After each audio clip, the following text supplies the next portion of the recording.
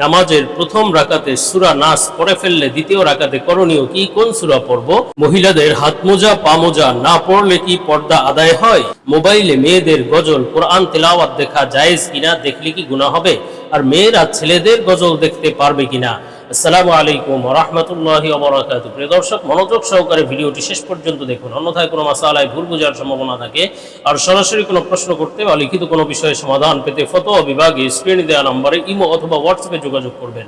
তো আমরা মূল আলোচনায় চলে যাব। প্রশ্ন ছিল, মোবাইলে মেয়েদের গজল কোরআন তেলাওয়াত দেখা জায়েজ কিনা, দেখলে কি গুনাহ হবে? আর মেয়েরা ছেলেদের গজল দেখতে পারবে কিনা? দেখুন, মোবাইলে মেয়েদের গজল দেখা আর এটি ছেলেদের জন্য বা তিলাওয়াত দেখা, আবার মেয়েদের জন্য ছেলেদের গজল তিলাওয়াত দেখা, এগুলো আসলে উচিত নয়। কেননা পর্দার বিধানটি এটি ইসলামের অত্যন্ত গুরুত্বপূর্ণ এক বিধান। আল্লাহ তাআলা যেমন পুরুষদেরকে নজর হেফাজতের জন্য পর পুরুষকে দেখার ব্যাপারে ইয়াগুজ্জুনা, পুরুষদেরকে বলেছে ইয়াগুজ্জুনা, অর্থাৎ পুরুষরা নিজেদের নজরকে অবনমিত রাখবে, নিজের নজরকে নিচে রাখবে মেয়েদেরকে পর নারীর প্রতি দৃষ্টিপাত থেকে, তেমনি ভাবে মেয়েদেরকেও আল্লাহ তাআলা বলেছেন ইয়াগুযুনা, অর্থাৎ তারা যেন নিজেদের দৃষ্টি, মেয়েরা যেন নিজেদের দৃষ্টি অবনমিত রাখে পুরুষদের দেখা থেকে।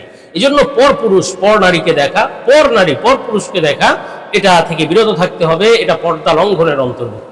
সুতরাং পর নারী যদি বেপর্দা অবস্থায় থাকে, অনেক সময় গজল কোরআন তেলাওয়াতের ক্ষেত্রে বেপর্দা নারী, চেহারা খোলা, তারপরে বিভিন্ন অঙ্গ প্রত্যঙ্গ খোলা, তারা এসে গজল গায়, তারপরে কোরআন তেলাওয়াত করে, এটা শোনার কোনো সুযোগ নেই, দেখার তো সুযোগ নেই।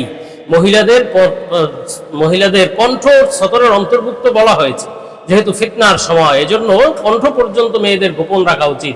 প্রয়োজন ছাড়া নিজেদের কণ্ঠ পর্যন্ত প্রকাশ করা উচিত নয় মেয়েদের জন্য। আর মেয়েরাও পুরুষদেরকে দেখা থেকে বিরত থাকা উচিত বর্তমানে ফিতনার সময়। সুতরাং কেউ পর পুরুষ পর নারীর গজল কোরআন তেলাওয়াত এগুলো মোবাইলেও দেখা থেকে বিরত থাকতে হবে।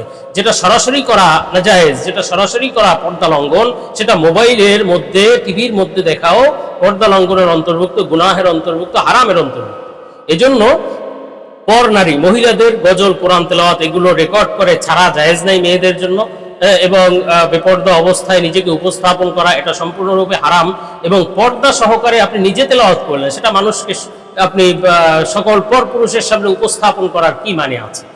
এই কাজ করা উচিত নয়। মেয়েদের কোনো গজল তিলাওয়াত এগুলো রেকর্ড করে ছাড়া থেকে বিরত থাকতে হবে। আর পুরুষদের জন্য সেগুলো যারা ছেড়েছে তাই সেগুলো দেখা থেকে বিরত থাকতে হবে। আর মেয়েদের জন্য পুরুষদের এই সমস্ত গজল তিলাওয়াত এগুলো দেখা থেকে বিরত থাকতে হবে। হ্যাঁ, শুনতে পারবে, শুনবে, কিন্তু দেখা থেকে বিরত থাকতে হবে। আর বর্তমানে মেয়েরা যে সেজে গুজে টাইট ফিটিং বোরকা পরে, তারপরে মেকআপ টেকআপ করে, তারপরে আপনার গজল কোরআন তেলাওয়াতের শুটিং করে, তো এগুলো কিভাবে বৈধ হয়? দেখা শোনা এগুলো থেকে বিরত থাকাই উচিত। মুসলমানদের পর্দার ব্যাপারে খুব সচেতন থাকা চাই। তো আমরা পরবর্তী প্রশ্নের জবাবে চলে যাই। প্রশ্ন ছিল, শেখ, মহিলাদের হাত মোজা পা মোজা না পড়লে কি পর্দা আদায় হয়? দেখুন, পরিপূর্ণ পর্দার করতে হলে হাত মোজা পা মোজা পরার কোনো বিকল্প নেই। বর্তমান সময় ফিতনার সময়, বর্তমান সময়ে মা বোনদের জন্য খুবই ক্রিটিক্যাল, জটিল একটা সময়। মা বোনরা দেখা যায় পর্দা করেই নিরাপদ থাকতে পারছে না। সুতরাং সকল মা বোনদের উচিত হলো পর্দার সাথে নিজেকে নিবৃতে রাখা, এভাবে নিজেকে প্রকাশ করতে থাকা, নিজেকে প্রকাশ করে পর পুরুষের সামনে উপস্থাপন করা। এবং পর পুরুষদের মধ্যেও তাকওয়া নেই, পরহেজগারি নেই, আল্লাহ ভীতি নেই, যার কারণে বিভিন্ন ধরনের অনাচার, বিভিন্ন ধরনের জুলুম, বিভিন্ন ধরনের ধর্ষণ, খুন, গুম, বিভিন্ন কিছুই হচ্ছে। আল্লাহ তাআলা আমাদেরকে হেফাজত করেন। সুতরাং মহিলাদের জন্য সম্পূর্ণ শরীর পর্দার অন্তর্ভুক্ত। হাত মোজা পা মোজা পরেও পর্দা করা চাই, হাত মোজা পা মোজাও পরা চাই। সর্বোচ্চ চোখ যদি খোলা রাখার প্রয়োজন হয় সেটা খোলা রাখবে, কিন্তু যদি পারে সেটাও কোনো কাপড়, পাতলা কাপড় দিয়ে আবৃত করে রাখবে। এছাড়া কখনোই প্রয়োজন ছাড়া চোখ খোলা অথবা হাত মোজা পা মোজা ছাড়া বাহিরে বের হওয়া এগুলো থেকে বিরত থাকবে। পরিপূর্ণ পর্দার জন্য হাত মোজা পা মোজা পরে তারপরে বাহিরে বের হতে হবে। হ্যাঁ, বিশেষ প্রয়োজনে যদি কখনো কখনো হাত মোজা, হাতের তালু, পায়ের পাতা এগুলো সতরের অন্তর্ভুক্ত নয়, কিন্তু এগুলো ঢেকে রাখা একজন মুসলিম রমণীর জন্য অবশ্যই কর্তব্য। তো আমরা পরবর্তী প্রশ্নের জবাবে চলে যাই। প্রশ্ন ছিল, নামাজের প্রথম রাকাতে সূরা নাস পড়ে ফেললে দ্বিতীয় রাকাতে করণীয় কি, কোন সূরা পড়ব? দেখুন, নামাজে যদি কেউ প্রথম রাকাতেই সূরা নাস পড়ে ফেলে, অনেক সময় এমন হয় যে ভুলে প্রথম রাকাতেই সূরা নাস পড়ে ফেলেছে। আসলে এক্ষেত্রে দুই ধরনের বিধান আছে, একটি হলো ফরজ নামাজের জন্য বিধান, আরেকটি হলো ফরজ ছাড়া নফল সুন্নত নামাজগুলোর জন্য ভিন্ন বিধান।